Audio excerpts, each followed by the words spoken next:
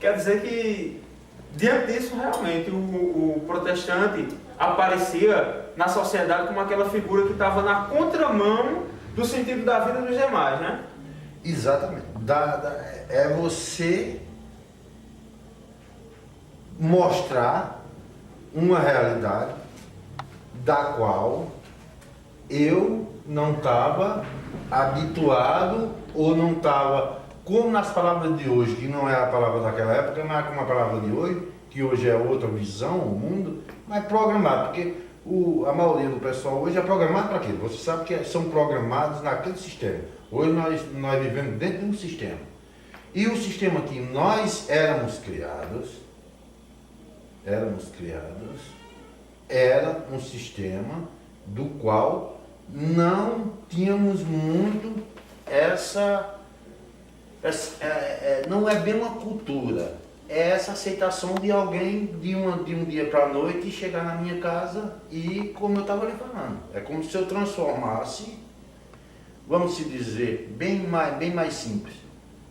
Hoje, a gente vê várias salas de cinema ser transformadas em templos, em igrejas, etc. E tal. Você já imaginou alguém, na minha infância, na sã consciência de manchar um cinema para fazer uma sala, para se fazer, até dá vontade de rir no momento desse, para se fazer um templo? Nem se ele, nem na maior cidade mais evoluída do país, alguém ia fazer isso. Porque primeiro, ninguém ia acreditar nele. O cinema era o auge. Na época, tinha a geração, que nós vinha da geração que hoje você vê a mudança em todos os tempos. Quem não viu o Marlon Brando, que o pessoal que vai nos ouvir ou vai nos escutar, o charme que ele não tinha de estar montado no seu cavalo, no faroeste do cinema com seu cigarro, e hoje o cigarro é praticamente banido da sociedade, e que Marlon Brando estava naquele auge, e de repente alguém chegar e querer mudar uma geração dessa. Carlos, eu vou falar um negócio, era muito discriminado, era muito difícil de assumir. Isso em todos os sentidos, no esporte, entendeu? Na vida particular, e também no social, que, quando eu digo social, é na escola, é no trabalho, é no dia a dia, no social como um todo. Isso aí, os cultos, senhor Juarez. Você lembra alguma coisa? O pessoal ficou aí na lembrança alguma coisa sobre o pessoal comentava os cultos? Não, ninguém comentava. Como eu lhe falei, era aquelas vigílias fechadas. Ninguém sabia, a não ser que fizesse parte do pessoal, que eram poucos. A partir daquela pequena congregaçãozinha ali na rua José Juventino, foi feita ali. A partir dali foi quando as pessoas começaram a tomar mais conhecimento. Aí a questão vai se tornar pública assim quando construir o templo. Quando construir o templo, aí tornou-se realmente público. Daí, desse período, pelo menos, ficou alguma coisa na memória sobre comentários, sobre como eram os cultos dos protestantes? Não, ninguém relatava nada, porque além do mais, eram poucos, e além de ser poucos, não tinha dias específicos para se reunir. Era quando eles se encontravam, ou eles se marcavam entre eles para se encontrarem num determinado dia. Agora, quando eu sabia que morava alguém lá em cima que também fazia parte do processo, aí ele ia lá e entre eles tinham uma comunicação, mas fora deles a comunicação era fulano aquilo, fulano aquilo. Juarez, na mentalidade daquela época, como é que você achava que a sociedade percebia o protestante? O que significava ser protestante naquele tempo? Ah, meu amigo, significava,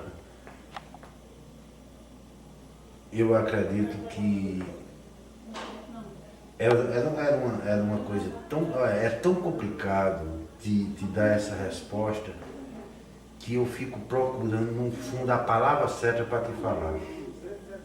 Porque não tinha como te explicar. Eu só posso te falar uma coisa. Eu conheci pessoas que praticamente se afastaram porque a pessoa se tornou um protestante. Pessoas que foram criadas juntas, que chegaram aos 60 anos, 50 anos juntos, amigos. E de repente um deles, naquela época, passou a frequentar os cultos do protestantismo e a amizade se acabou. Isso eu vi acontecer e me deixava muito triste, mas eu não tinha ainda aquele discernimento de saber qual a razão daquele movimento, daquela amizade se acabar. E mais ainda,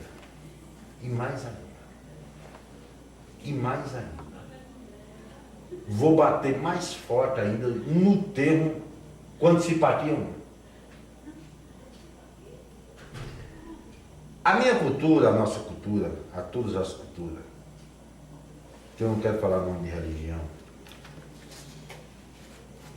se morria alguém, se passava na igreja, se levava ao cemitério. Assim foi em todo o tempo. Com o protestantismo não. Morreu direto para o cemitério, como acontece hoje. Aí era onde todo mundo pegava fogo.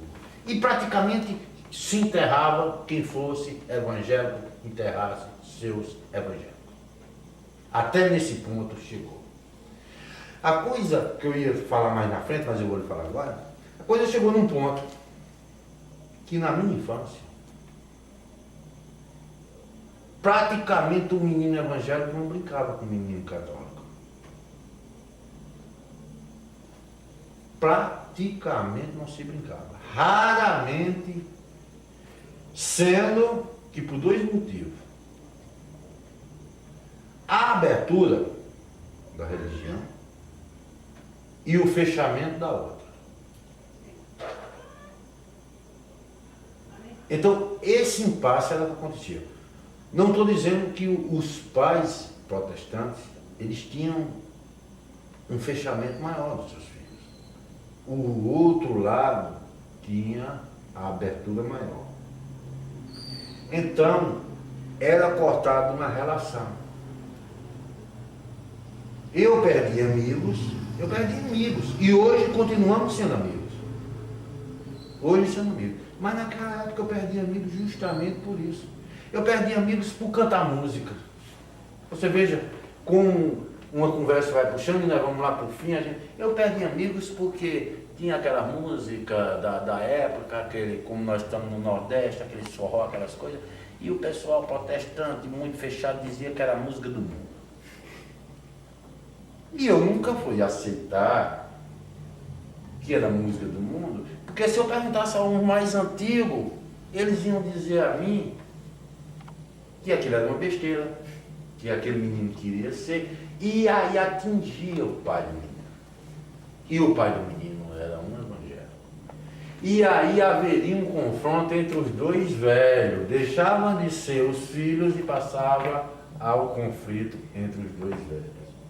E para que isso não acontecesse, era melhor a gente, criança, se afastar. Foi um desses fatos que eu estou te revelando aqui, que a gente está me vindo na minha cabeça, foi justamente o que não acabou, que não nos afastou de vez, é porque toda criança gosta de gibi.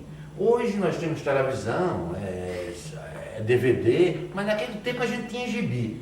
Então, de qualquer maneira, nós tínhamos que ter uma convivência, porque todo menino quer um gibi, independente, o menino não entende. Independente de religião, de conflito de pai, o menino gostava do gibi. Então a gente tinha aquela troca de gibi e a gente necessitava um do outro. Então isso foi o que apegou a nossa amizade e superou todos os problemas entre o catolicismo, que era quem comandava tudo, e o protestantismo que estava começando. E nessas alturas já não era tão fechado, nós já sabíamos quem eram as pessoas. Porque você imagina, lá em casa nós somos 5 irmãos. Aliás, 4. Você já imaginou 4 irmãos, um ir descansar numa maternidade, como sair católica e voltar evangélica, como foi o caso da minha irmã, e chegar para mim e querer me mudar, se ela saiu e eu fui esperar ela ter criança e no outro dia ela voltar, e é evangélica até hoje, e eu respeito, e toda a vida nós respeitamos, porque houve entre a gente aquela forma, você é você, eu sou eu,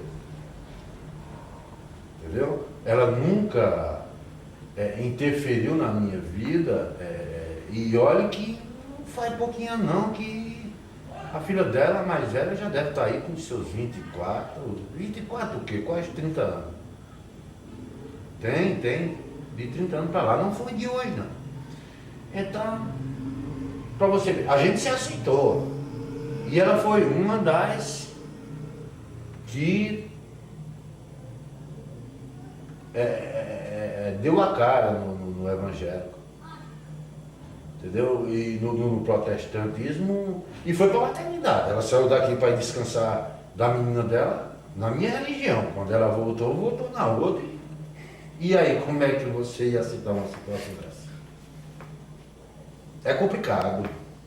Havia um confronto. Mas depois eu vou fazer uma narrativa sobre esse assunto. Pode continuar, que eu estou achando bom, porque tu me deixaste falar à vontade. Eu vou fazer 2 perguntas numa. Faça. Já que a gente já tratou um pouco de cada, mas assim, eu acredito que vai amarrar a questão.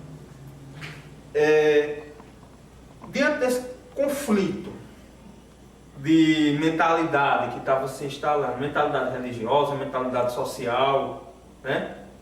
Que envolvia crenças no além, que envolvia comportamento no aqui e agora, o cara não vestia determinado tipo de roupa, enfim. Como foi que a sociedade tratou aquele indivíduo? Como foi que a sociedade viu a mudança, assim, tratou ele, e como foi que ele reagiu? Em forma de tratamento, ele foi tratado muito mal. Sem dúvida nenhuma.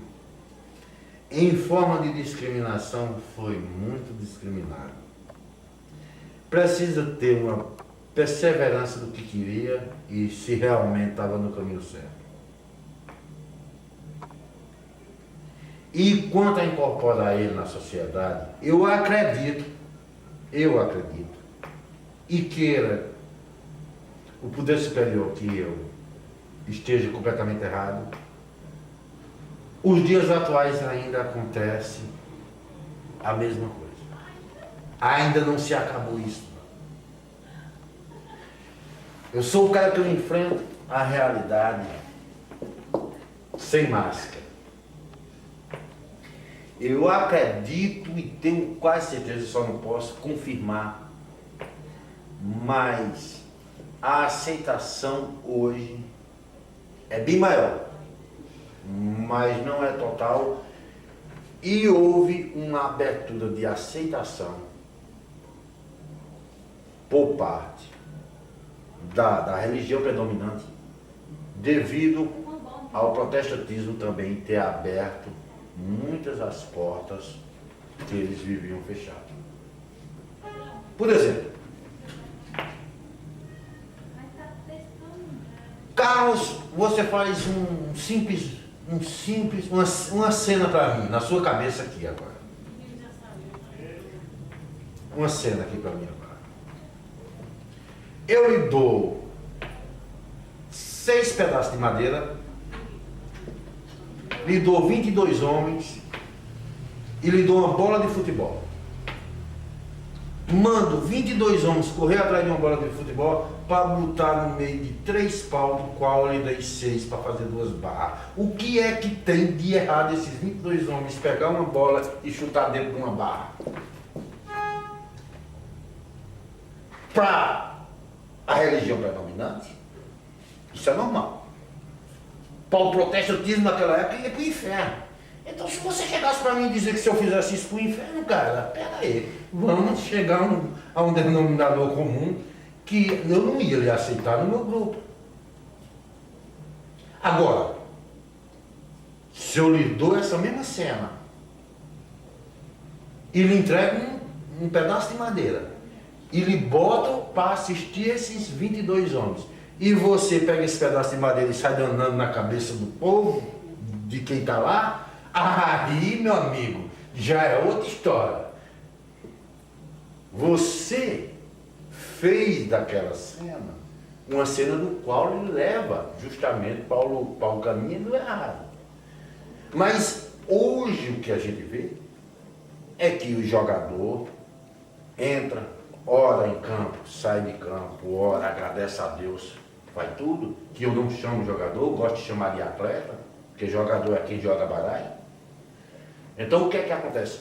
Devido a essa abertura que o protestantismo deu, foi que eles foram mais aceitos dentro dessa nova cultura que a religião predominante tem, e do qual eu acredito que desde o princípio até hoje nem aumenta nem diminui. Aumentou, diminui sim, a atitude que as pessoas pegam a cena e transformam ela. Agora a cena em si não, porque se você pegar a história, você vai ver que nenhum jogador de futebol desse país se manifestou há anos atrás. E hoje você vê, que eu vou citar um nome, como o Kaká, um dos maiores jogadores de todos os tempos, todo mundo sabe que ele é um protestante declarado, assume que paga seu dízimo, que é uma das coisas mais que bateu entre as duas religiões foi em relação ao dízimo. Entendeu? Que a religião predominante hoje está praticamente, fez um plágio, uma imitação da religião evangélica ou da religião protestante, que a religião chegava para a gente e dizia que era, porque isso aí é claramente, vamos jogar limpo, vamos jogar limpo. Você já imaginou alguém chegar para mim e dizer, olha, vai lá na minha casa que a gente vamos, isso é só um exemplo, eu sei que a linguagem não é essa, mas vai lá na minha casa, nós estamos em grupo, nós estamos reunindo, porque nós estamos na paz, nós estamos com isso, e quando eu faço parte do grupo, você diz, você tem que fazer uma contribuição com essa parte. Se você dissesse a mim, naquela época, eu dizia, cara, tu és um otário, tu vais pegar o que é teu e dar aos outros. Ou será que eu estou mentindo? Eu acho, não vou olhar, eu acho que Jonas, ele está aqui no meio da entrevista, do bate-papo da gente, Jonas está ali rindo, porque Jonas sabe do que eu estou falando muito bem. Mas nós sabemos que,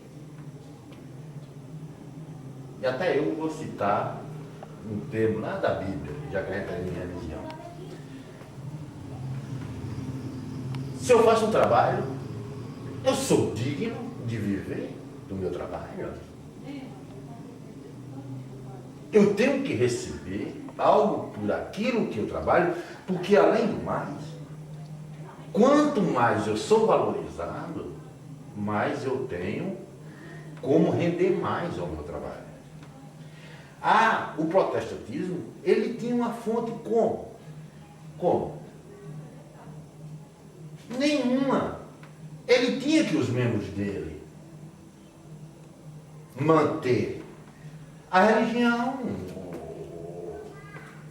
A religião predominante não, ela ganhou terra do governo.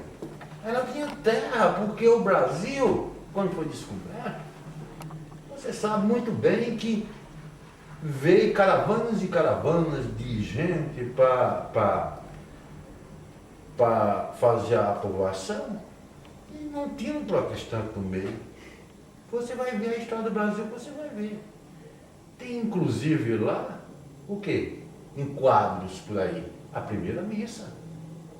Não estou aqui contra a religião. Não estou aqui falando da religião. Estou falando de um quadro que foi pintado e que tem aí em grandes museus do nosso país. Mas você não vai encontrar em nenhum museu o primeiro culto protestante no Brasil. Agora, a primeira você vai ter. Então, o poder, ele nasceu junto com o país. E que essa nova ideia ou religião, ela era mais para outros países. Para o Brasil não. Que aos poucos ela foi vindo para o Brasil e você sabe, aos poucos também foi chegando ao Nordeste e hoje, de meio de comunicação, seria bem mais fácil do que naquela época. Mas você veja como era difícil na época. Você chegar, você ver os confrontos que havia e que hoje, a aceitação está sendo porque uma está de acordo com as outras.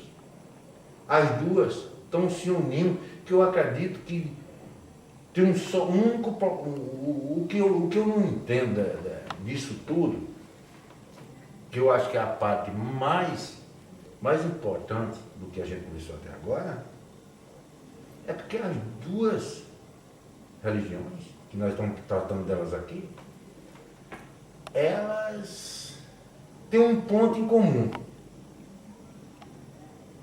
Só leva a um único lugar. Então por que haveria tanta discordância? Justamente por o que eu lhe falei.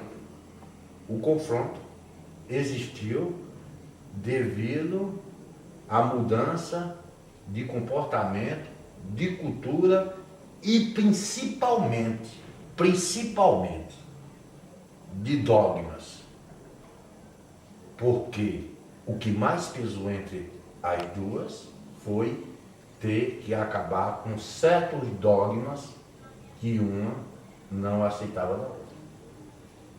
E que, devido a esses dogmas, se transformava na discriminação, no preconceito e no afastamento das pessoas, porque se afastaram muitas pessoas. Perfeito. Juarez, a gente entrando mais nessa questão da exclusão que você falou por aí. E aí, como foi houve isso e como foi esse processo aqui? Vou lhe falar. Qual jovem que não gostava de ir para uma festa se a gente tinha um baile por ano? Ficava difícil porque o pai do protestante não deixava o filho ir. Qual o motivo? Cada pai. Um parque de diversão.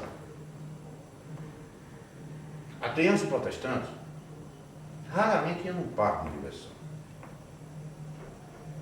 Então, isso daí fazia com que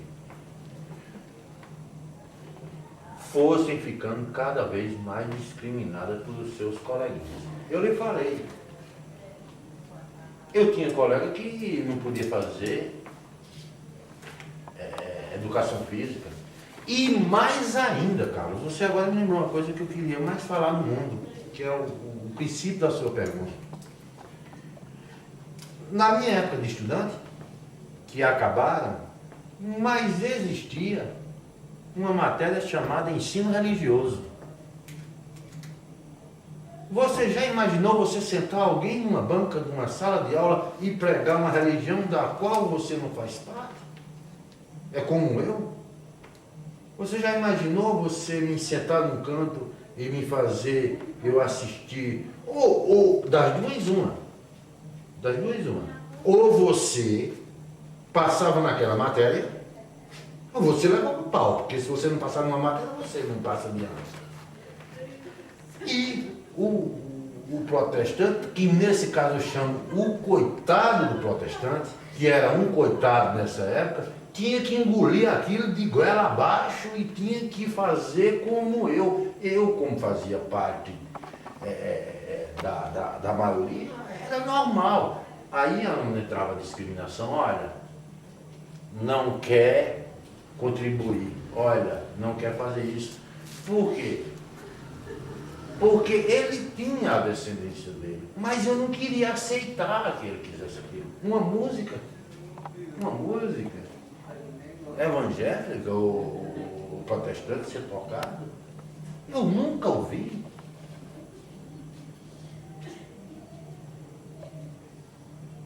Entendeu? Então, era esse o motivo que eu estou lhe falando, da qual, principalmente, vou mais além. Cada vez você conversa comigo, parece que eu vou ficar aqui uma semana conversando com vocês, e vou mais além, porque eu não sei, mas se é do seu tempo, mas no meu tempo de escola, nós tínhamos que rezar antes de entrar na sala de aula, na fila. A diretora botava nós na fila e nós tínhamos que rezar. E já imaginou você orar? Porque o protestantismo, ele ora. O outro, que é o catolicismo, ele reza. E já imaginou? Você já botou a noção na cabeça que eu, como católico, acostumado a ter duas principais orações, que eu não vou citar, mas todo mundo sabe quais as duas principais orações da religião católica, e de repente você dizer que eu tenho que esquecer aquelas duas orações e ter que orar junto com você? É a mesma coisa, meu amigo, de você chegar na guerra, tirar a botina do soldado e dizer, corre dentro dessa mata descalço. E ele vai chegar na primeira entrada do mato, ele vai parar, que ele não vai conseguir. Era justamente o que acontecia naquela época.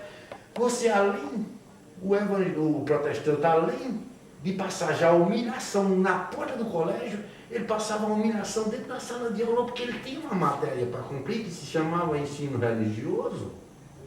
Então, quando essa criança, que aí eu estou falando de criança porque era da minha idade, o mais velho já não frequentava mais, da minha idade, quando essa criança saía de casa, ele já saía traumatizado por saber daquele motivo. Se chegasse atrasado, os colegas desconfiavam. Se chegasse adiantado, pegava as orações. Se saísse da sala de aula na hora ai meu Deus, se saísse na hora do ensino religioso, era comparar que você já estava discriminando. Hoje nós chamamos de discriminação. Hoje a palavra é discriminação, mas naquela época nem discriminação a gente sonhava. A gente já dizia que você já queria ser demais, que tu queria ser isso, que tu queria ser aquilo, que era isso, aquilo, outro, e tu já estava cortado. E é como eu lhe disse.